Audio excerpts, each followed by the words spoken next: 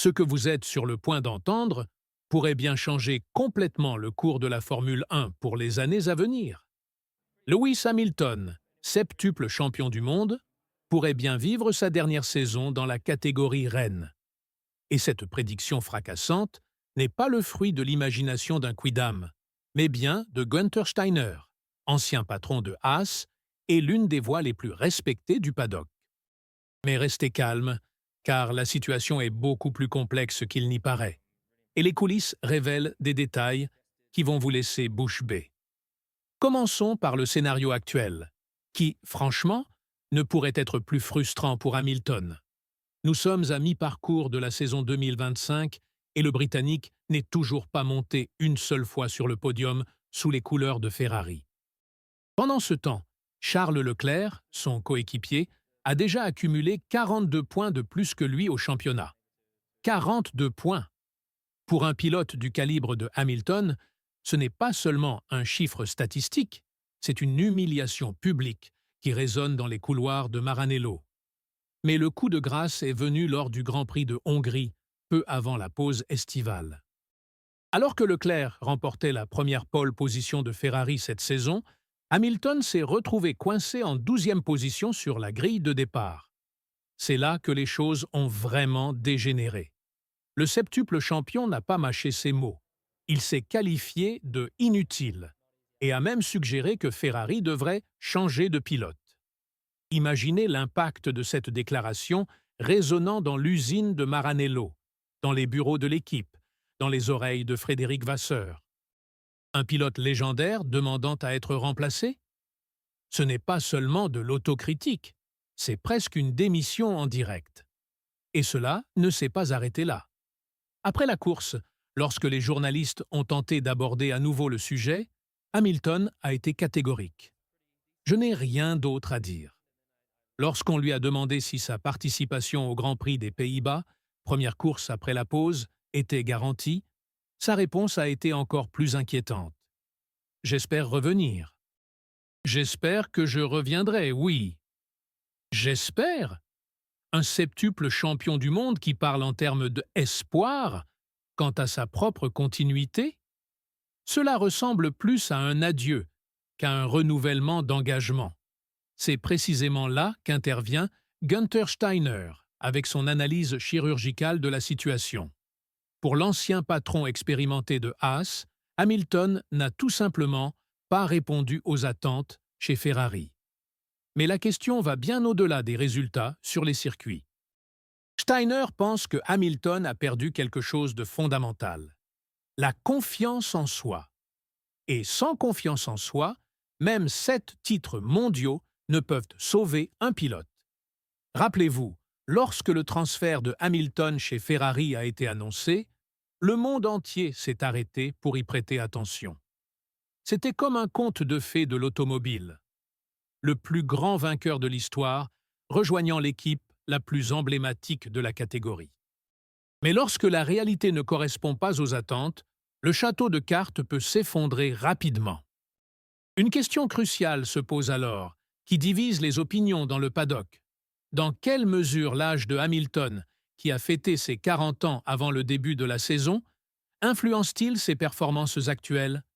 Steiner reconnaît que l'âge joue toujours un rôle, mais souligne également que Hamilton est en excellente forme physique et pourrait facilement courir à haut niveau pendant encore quelques années. Selon lui, le problème n'est pas physique, mais mental. C'est la perte du plaisir, le sentiment constant de lutter sans récompense, la frustration de ne pas pouvoir tirer le maximum d'une voiture qui devrait être le prolongement de ses capacités. Et c'est là que la situation prend une tournure encore plus dramatique. Hamilton n'a plus besoin de la Formule 1 comme tremplin.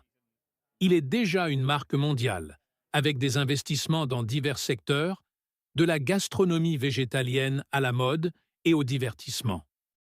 Bien que sa chaîne de hamburgers végétaliens ait récemment demandé la liquidation, Hamilton reste actif dans d'autres domaines, notamment en tant que copropriétaire de la société de boissons non alcoolisées Almav.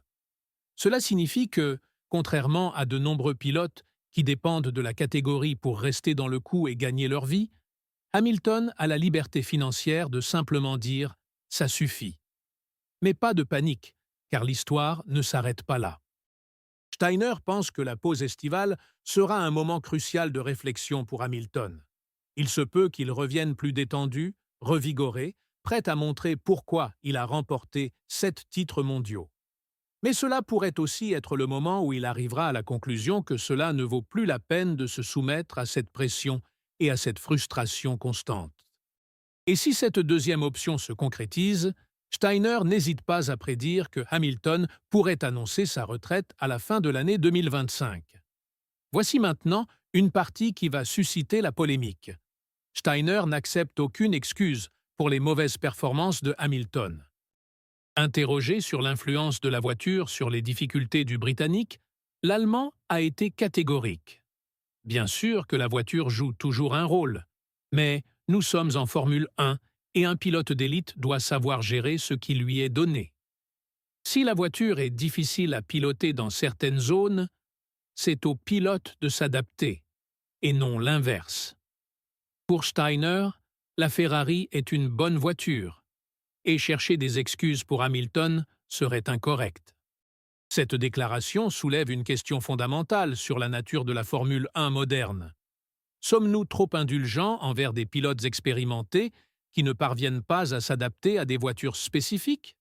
Ou Steiner est-il trop dur avec un septuple champion qui traverse peut-être une période de transition naturelle?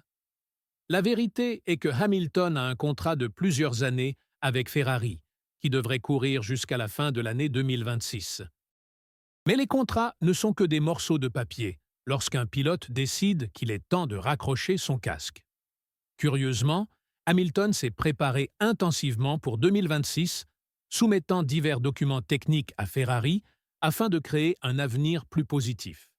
Il a déjà démenti les rumeurs selon lesquelles ces documents seraient des ordres de conception visant à détourner l'attention de son équipe de Leclerc. Mais le simple fait que ces rumeurs existent montre à quel point la situation interne chez Ferrari est tendue et chargée de spéculations. Ce qui rend cette situation encore plus intrigante, c'est le timing. La Formule 1 traverse l'une des phases les plus compétitives de son histoire. Nous avons Max Verstappen qui domine chez Red Bull, McLaren qui revient en force, Mercedes qui se réinvente et Ferrari qui cherche à retrouver le chemin du sommet. Pour Hamilton, qui a déjà prouvé tout ce qu'il avait à prouver, la question n'est plus de savoir s'il peut gagner, mais s'il est encore prêt à faire les sacrifices nécessaires pour y parvenir. La pause estivale devient donc bien plus qu'une simple période de repos. C'est un tournant dans la carrière de l'un des plus grands pilotes de tous les temps. Hamilton reviendra-t-il revigoré et déterminé à montrer qu'il a encore du feu dans le cœur? Ou conclura-t-il que 7 titres mondiaux et 103 victoires constituent un héritage suffisant pour un simple mortel? La réponse à cette question pourrait redéfinir non seulement l'avenir de Ferrari, mais aussi le paysage concurrentiel de toute la catégorie pour les années à venir. Si Hamilton décide de prendre sa retraite, Ferrari perdrait non seulement un pilote expérimenté, mais aussi tout le marketing mondial et le prestige qui vont avec son nom. D'un autre côté, cela pourrait ouvrir la voie à des talents plus jeunes et plus avides, prêts à tout sacrifier pour avoir la chance de courir pour le cheval cabré. C'est un pari risqué qui pourrait aussi bien propulser l'écurie italienne vers le succès que la laisser dans une position encore plus compliquée sur la grille de départ. Qu'en pensez-vous? Hamilton va-t-il réussir à se réinventer une fois de plus et prouver que l'âge n'est qu'un chiffre? Ou Steiner a-t-il raison et 2025 sera-t-elle vraiment la dernière année du septuple champion du monde de Formule 1? Donnez votre avis dans les commentaires et n'oubliez pas de vous abonner à la chaîne pour ne manquer aucune analyse des coulisses les plus chaudes de la catégorie. Car s'il y a une chose qui est sûre dans toute cette histoire, c'est que les prochains mois seront absolument décisifs pour l'avenir du sport automobile mondial.